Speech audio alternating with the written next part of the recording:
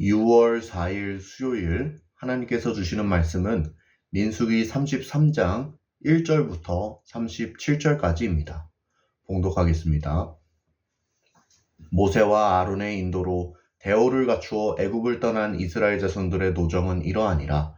모세가 여호와의 명령대로 그 노정을 따라 그들이 행진한 것을 기록하였으니 그들이 행진한 대로의 노정은 이러하니라.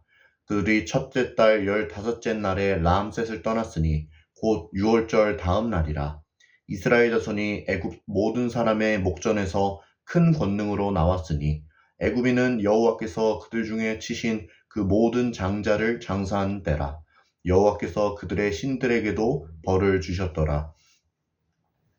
이스라엘 자손이 라암셋을 떠나 숫곳에 진을 치고 숫곳을 떠나 광야 끝 에담에 진을 치고 에담을 떠나 바알스본 앞 비하히롯으로 돌아가서 믹돌 앞에 진을 치고 하히롯 앞을 떠나 광야를 바라보고 바다 가운데를 지나 에담 광야로 사흘 길을 가서 마라에 진을 치고 마라를 떠나 엘림에 이르니 엘림에는 샘물 12과 종려 70그루가 있으므로 거기에 진을 치고 엘림을 떠나 홍해가에 진을 치고 홍해가를 떠나 신광야에 진을 치고 신광야를 떠나 돕가에 진을 치고 돕가를 떠나 알루스에 진을 치고 알루스를 떠나 르비딤에 진을 쳤는데 거기는 백성이 마실 물이 없었더라. 르비딤을 떠나 시내 광야에 진을 치고 시내 광야를 떠나 기브롯 핫다아와에 진을 치고 기브롯 핫다아와를 떠나 하세롯에 진을 치고 하세롯을 떠나 림마에 진을 치고 림마를 떠나 림몬 베레스에 진을 치고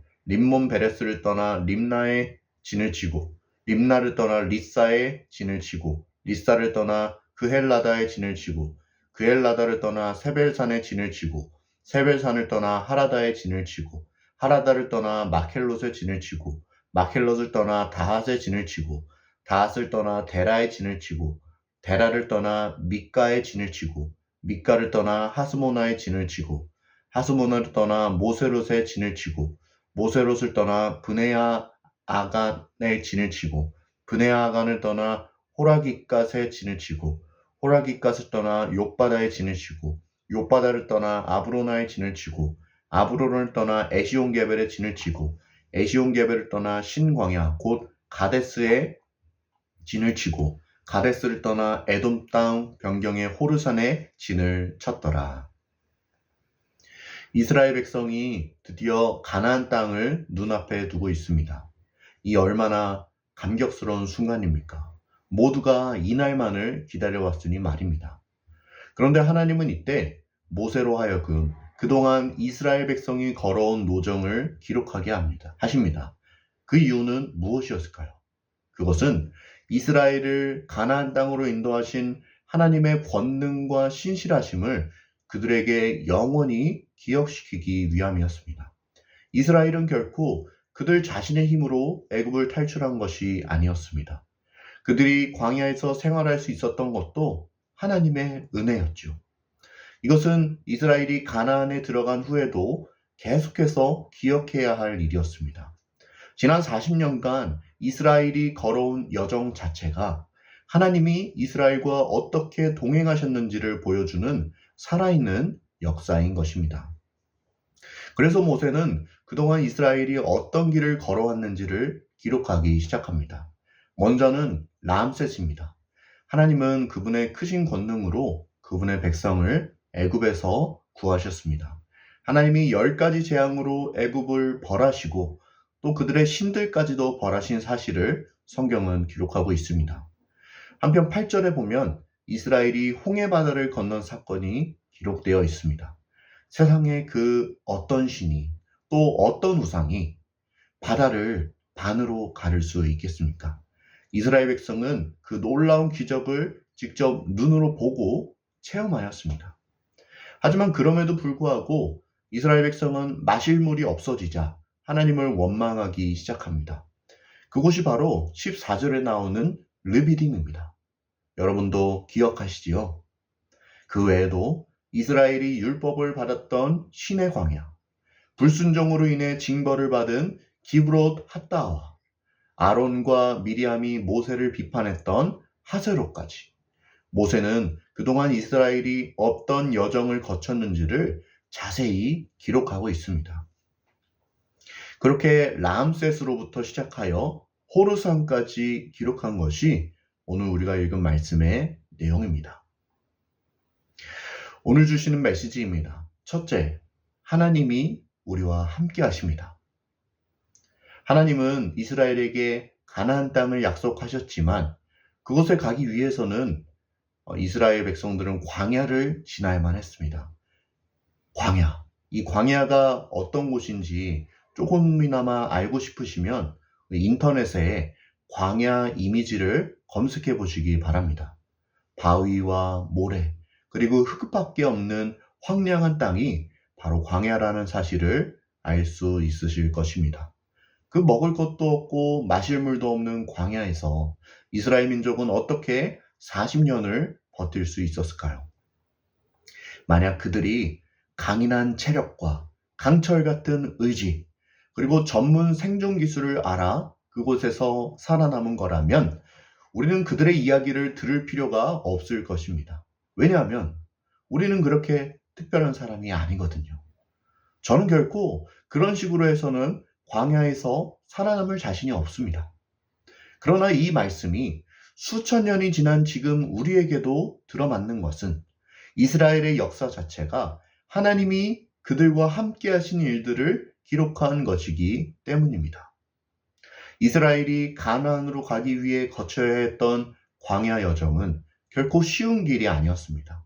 마실 물도 없지요. 먹을 음식도 없지요. 게다가 사방에 흙밖에 안 보이는데 동서남북 어디로 가야 한다는 말입니까? 그러나 그들 곁에는 하나님이 계셨습니다. 그들을 애굽에서 인도하신 하나님께서 그들과 가나안까지 동행하셨던 것입니다. 하나님은 그들에게 필요한 것을 공급하십니다. 아침에는 만나를 내려주시고 저녁에는 메추라기를 내려주십니다. 물이 없어 목이 마른 백성들에겐 바위를 터뜨려서 그곳에서 물이 솟아나는 기적을 보여주십니다. 또 하나님은 구름 기둥과 불 기둥으로 그들을 인도하십니다. 어디를 가야 할지를 모르겠는 막막한 광야에서 하나님은 유일한 안내자가 되어주십니다. 그래서 이스라엘은 40년 광야 생활을 하면서도 그 인구가 줄어들지 않았습니다.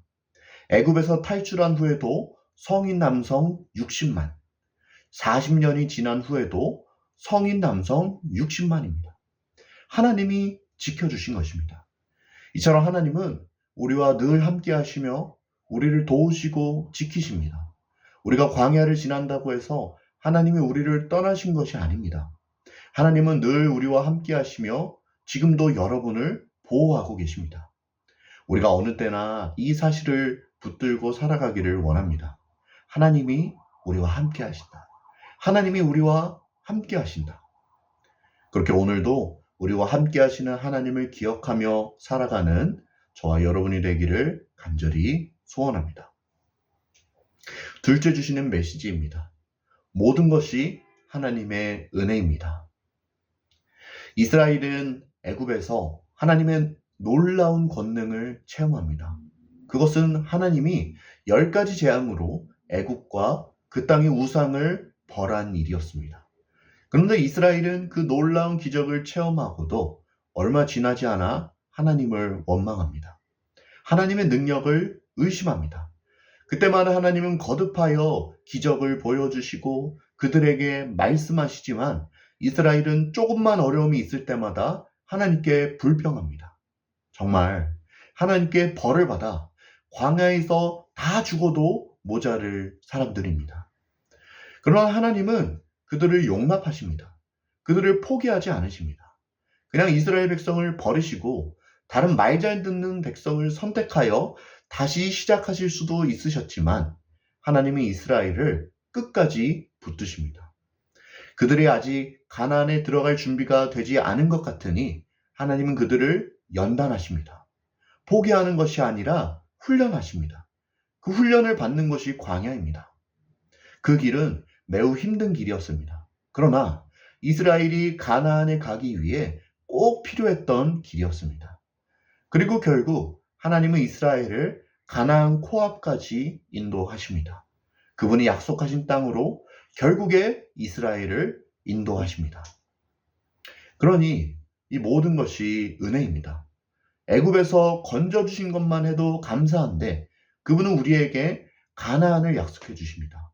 우리는 믿음이 연약하여 하나님을 배반하지만 하나님은 그런 우리를 버리거나 포기하지 않으시고 오히려 약속의 땅에 들어갈 만한 자로 만들기 위해 우리를 연단하십니다.